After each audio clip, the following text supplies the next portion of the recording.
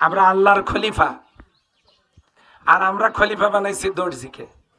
আচ্ছা ঠিক আছে, দর্জি খলিফা হোক, কিন্তু কথা হলো কোন দর্জি যদি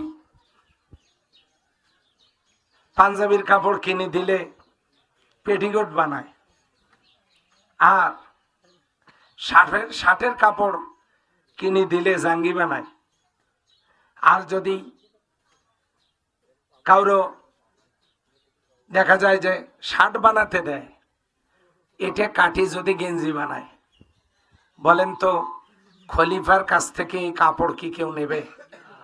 টাকা তো মনে হয় দেবে, বেচারা কষ্ট করছে, কিছু টাকাও দেই। তাহলে টাকাও দেবে না, কাপড়ও নেবে না, পক্ষান্তরে তার কপালে কি জুটবে? এই যে তো একজন তো বলছে মায়ের, মানে রেডি হয়ে আছে মারার জন্য। তো এখন